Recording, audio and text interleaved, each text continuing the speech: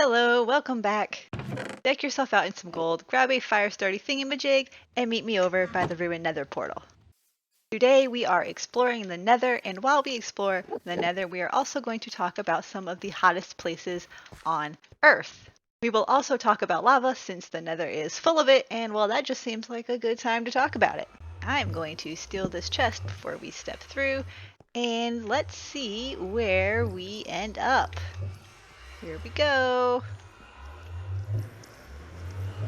I mean, it feels a little sick. Ugh.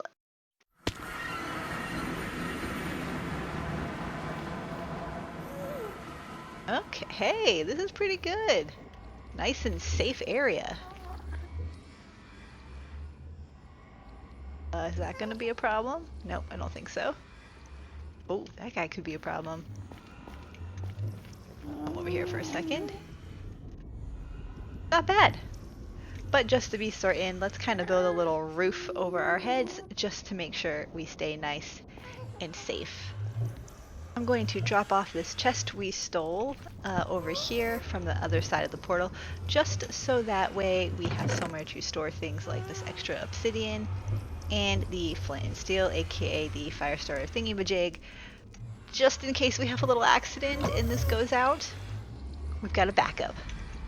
Alright, let's go explore, and I think we're gonna go that way since I can already see a crimson forest. The hottest place on Earth in 1913 anyway was Furnace Creek, California in the US, known as Death Valley, at 56.7 degrees Celsius or 134 degrees Fahrenheit. But that's no longer true. A research team conducted a 7-year analysis from 2003 until 2009 and found that Lut Desert in Iran is the hottest place on Earth at least for 5 out of those 7 years, with a high of 70.7 degrees Celsius or 159.3 degrees Fahrenheit. Yeah, this feels very ritualistic. The second and third hottest places respectively were Queensland, Australia and Flaming Mountain in China.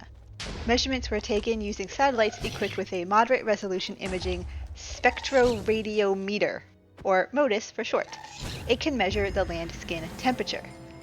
Have you noticed, especially in the summer, that pavement tends to feel way hotter than the surrounding air? That's the difference, air temperature versus surface or skin temperature.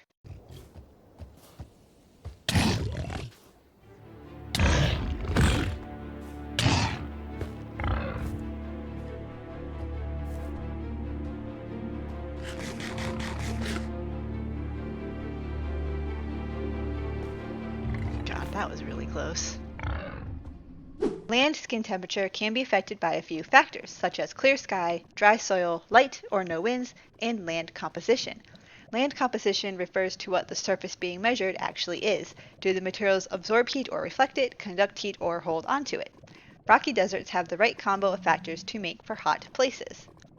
But why would we even measure land skin temperature? Like, what's the point? By measuring it over time, we can see the effect humans have on the environment. When we clear out forests, the land skin temperature rises. Trees can keep an area cooler not just through the shade they provide, but also by accessing moisture deep in the soil and then releasing it as they cool themselves off. This process is called transpiration. It's basically like tree sweat, which I didn't know trees could do that, but like trees can sweat apparently. We also see the effect of humans on the temperature through urban development. The urban heat island effect is when urbanized areas trap heat, hold on to it, and are thus way warmer than the area should be. Remember that hot pavement example? When you're walking down the road, the pavement may feel really hot even through your shoes, but if you move onto the grass, it's not so bad. This concept applies to buildings too. You have all these materials that are really good at holding on to heat. There are some attempts to combat this using white paint on roofs to help reflect heat and planting easy to manage vegetation on rooftops too. Here in the Nether, there is lots and lots of lava, and lava is really, really hot. And since we're talking about hot places, we should talk a little bit about lava too. So lava is magma that has made it to the Earth's surface. We talked about magma a little bit back in our rock collection episode during the diamond section, so feel free to go back and look at that if you want a little bit more info, but we're going to talk about it a bit more here too. The Earth has 4 layers: an inner core, an outer core, a mantle, and a crust. And the crust is the part that we're on, and it's crusty. The mantle is where the magma is. The crust is comprised of these massive slabs called tectonic plates that float on top of the magma in the mantle. These plates fit together like puzzle pieces, but not very well. They constantly bump into each other, creating trenches and mountains and causing earthquakes and making vents, most notably things like hydrothermal vents. So I just came into this nether fortress down this hallway, and right around the corner there is a blaze spawner right here. See? And look, if we come up these stairs, hop, hop, hop, hop, hop, there's one right here.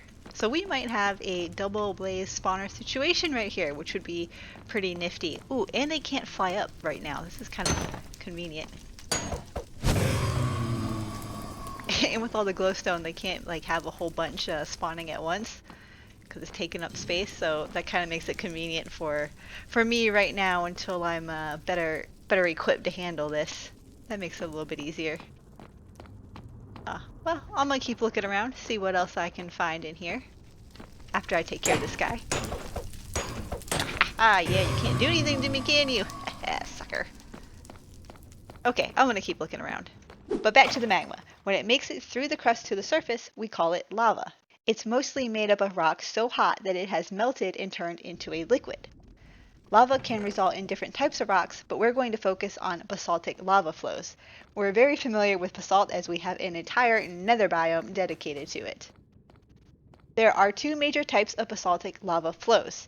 Now these names are Hawaiian, so hopefully I will pronounce them correctly. One is Pahoehoe and the other is A'a. Pahoehoe is thinner and has a low viscosity, meaning that it flows very easily, and it's usually closer to the vent source and has a smooth and ropey appearance. A'a is thick, that is a 2 C's thick, and has a high viscosity. It's found further from the vent source and has a rough and jagged appearance.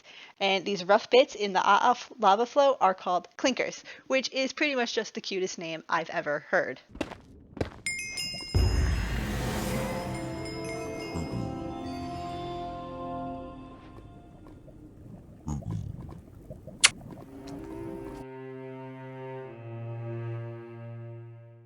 Apart from the nether wart and double blaze spawner situation here, this fortress doesn't have too much else. It's actually kind of small, but it's pretty cool that we have these two spawners in pretty close proximity to each other. That one, and then one that's right up these steps, and then right there once you go up the stairs. So they're pretty close. I think they might be able to be activated at the same time.